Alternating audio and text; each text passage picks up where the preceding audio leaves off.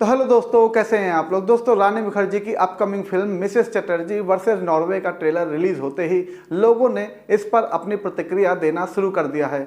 लोगों ने इसे काफ़ी पसंद किया है और रानी के फैंस फिल्म के रिलीज होने का बेसब्री से इंतजार कर रहे हैं। ट्रेलर में एक माँ की विवशता को बखूबी दिखाया गया है। वहीं आपको बता दें कि ये कहानी सागरिका भट्टाचार्य की असल जिंदगी की कहानी है।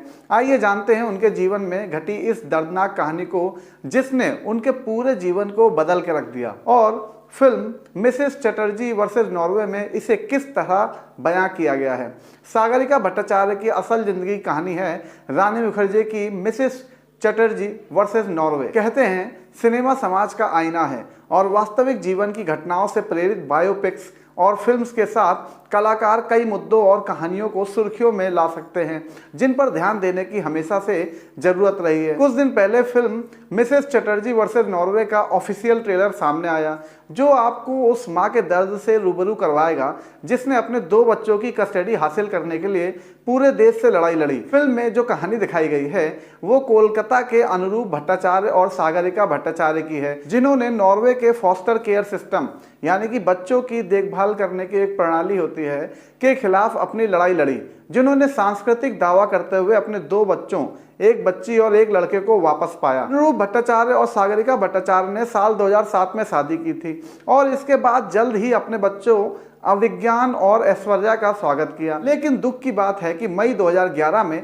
नॉर्वे की सरकार द्वारा संचालित चाइल्ड प्रोटेक्टिव सर्विसेज द्वारा दंपति को उनके बच्चों से अलग कर दिया गया था, जिसमें कहा गया था कि बच्चों को उनके माता पिता बच्चों का ठीक से लालन पालन नहीं कर रहे हैं। उस वक्त अवज्ञान 3 साल का था और ऐश्वर्या 1 साल की। दरअसल जो चीज भारतीय घरों में आम सी बात है, उसे नॉर्वे का कानून इजाजत नहीं देता। उनके घर की एक हाउस हेल्पर ने जब ये सब देखा तो उसे अथॉरिटीज को इसकी खबर दी। तब अधिकारियों ने दंपति के घर पर नियमित रूप से दौरा किया और उनके बच्चों के प्रति उनके व्यवहार को देखा। एक रिपोर्ट में कहा गया कि उन्होंने देखा कि बच्चों को माता पिता हाथ से खाना खिलाते हैं और उनके साथ सो रहे थे और उन्हें अनुपयुक्त कपड़े और खिलौने भी दिए गए थे। इन सभी कारणों का हवाला देते हुए नॉर्वे की बाल कल्याण सेवाओं ने बच्चों को उनके माता पिता से छीन लिया और उन्हें फॉस्टर केयर में रखा, जहां उन्हें 18 साल की उम्र तक रहना था। अपने बच्चों के बिना रहने में असमर्थ सागरिका ने देश से लड़ने का फैसला किया, जिसकी कीमत उसे अपनी शादी से भी चुकानी पड़ी। दरअसल इन सब की वजह से सागरिका और उनके पति में टकराव होने लगा, क्योंकि अनुरूप भट्टाचार्य वहां नौकरी कर रहे थे और इससे उनकी नौकरी पर भी खतरों के बादल मंडराने लगे, जिसके बाद दोनों अलग हो गए थे। नॉर्वे के साथ टकराव के बाद अधिकारियों ने बच्चों की कस्टडी उनके पिता के भाई को सौंप दी।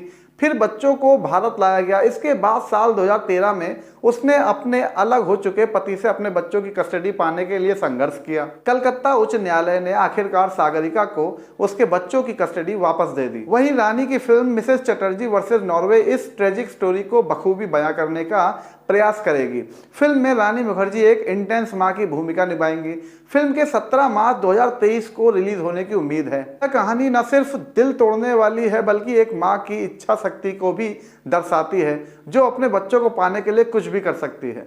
तो दोस्तों, ये था हमारा वीडियो। अगर आपको अच्छा लगा हो तो प्लीज लाइक जो करिएगा और सब्सक्राइब करे बिना मत जाइएगा। ओके दोस्तों, बाय।